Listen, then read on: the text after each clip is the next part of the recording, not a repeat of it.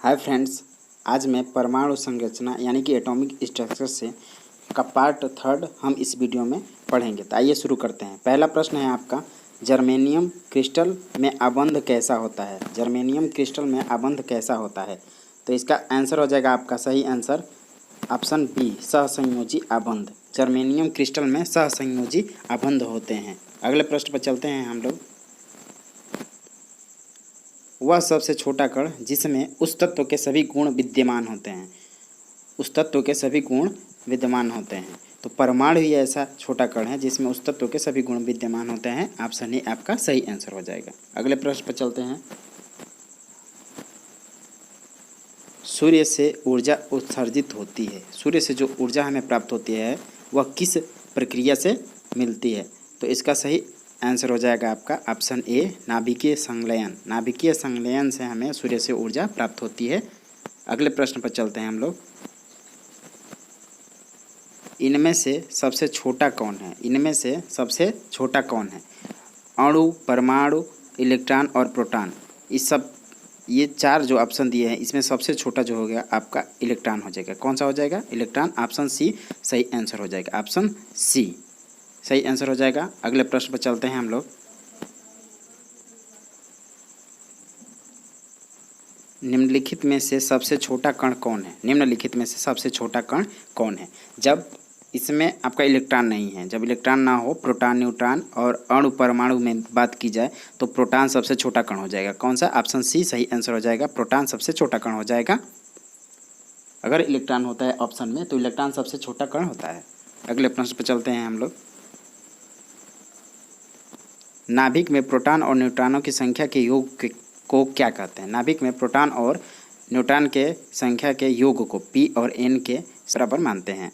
द्रव्यमान संख्या ए के बराबर पी और एन का सम जो होता है द्रव्यमान संख्या ए के बराबर होता है। चलिए अगले प्रश्न पर चलते हैं हम लोग।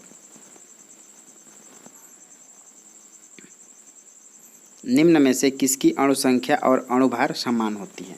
तो हाइड्रोजन ही ऐसा तत्व है जिसमें अणु संख्या और अणुभार समान होती है।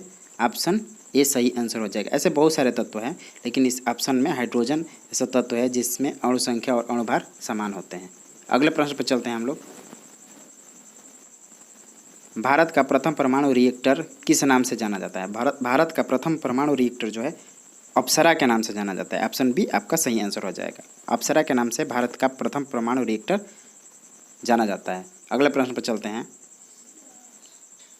इनमें से कौन सबसे सूक्ष्म तत्व है। इनमें से सबसे सूक्ष्म तत्व जो है हाइड्रोजन हो जाएगा। ऑप्शन बी आपका सही आंसर हो जाएगा। हाइड्रोजन सबसे सूक्ष्म तत्व हो जाएगा, सबसे छोटा तत्व हो जाएगा। अगले प्रश्न पर चलते हैं हम लोग। क्वार्ट्ज का रासायनिक नाम क्या है। आपका ऑप्शन सी नहीं, ऑप्शन डी, सोडियम सिलिकेट जो होता है क्वार्ट्ज का रासायनिक नाम है सोडियम सिलिकेट। ऑप्शन डी आपका सही आंसर हो जाएगा, सोडियम सिलिकेट। अगले प्रश्न पर चलते हैं। अगला प्रश्न बहुत ही ईजी है। इलेक्ट्रॉन की खोज निम्न में से किसने की थी। इलेक्ट्रॉन सबको पता है, इलेक्ट्रॉन की खोज किसने की थी, थॉमसन ने की थी। ऑप्शन सी का सही आंसर हो जाएगा। अगले प्रश्न पर चलते हैं हम लोग। 1899 में अल्फा और बीटा पार्टिकल की खोज किसने की थी। 1899 में अल्फा और बीटा पार्टिकल की खोज किसने की थी, तो ऑप्शन ए सही आंसर हो जाएगा। अर्नेस्ट रदरफोर्ड ने अल्फा और बीटा किरण की पार्टिकल होती है अल्फा और बीटा किरण की खोज जो है 1899 में अर्नेस्ट रदरफोर्ड ने की थी। अर्नेस्ट रदरफोर्ड ने। अगले प्रश्न पर चलते हैं। हाइड्रोजन कांच पर प्रहार क्या करता है। हाइड्रोजन कांच पर प्रहार क्या करता है। इनमें से ऑप्शन दिया गया है उसमें से कौन जो है हाइड्रोजन कांच पर प्रहार करता है, तो इसका सही आंसर हो जाएगा आपका ऑप्शन बी, फ्लोरीन। फ्लोरीन सही आंसर हो जाएगा। अगले प्रश्न पर चलते हैं। हाइड्रोजन परमाणु में न्यूक्लियस में प्रोटॉनों की संख्या कितनी होती है। हाइड्रोजन परमाणु के न्यूक्लियस में प्रोटॉनों की संख्या आपका एक होती है। कितनी होती है, एक। ऑप्शन बी सही आंसर हो जाएगा। अगले प्रश्न पर चलते हैं। अब तक कितने तत्व ज्ञात किए गए हैं। अब तक जो है 118 तत्व। 118 तत्व, ऑप्शन डी सही आंसर हो जाएगा। 118 एलिमेंट अब तक ज्ञात किए जा चुके हैं। अगले प्रश्न पर चलते हैं।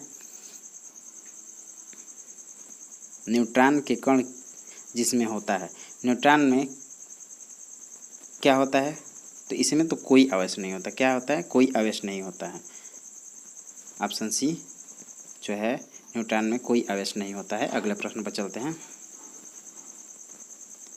इन सभी में से कौन सा आवेश रहित कण है? इन सभी में से न्यूट्रॉन, अभी पिछला वाला क्वेश्चन नहीं पढ़े हैं, पिछले वाले क्वेश्चन में पढ़े हैं हम लोग, न्यूट्रॉन पर जीरो आवेश होता है, कोई आवेश नहीं होता है, तो न्यूट्रॉन इसका सही आंसर हो जाएगा। अगले प्रश्न पर चलते हैं। कैफीन कहाँ पाया जाता है? कैफीन जो है चाय और काफ़ी दोनों में पाया जाता है। चाय में भी क्या पाया जाता है और काफ़ी में भी पाया जाता है। चाय और काफ़ी दोनों में, ऑप्शन डी सही आंसर हो जाएगा। अगले प्रश्न पर चलते हैं।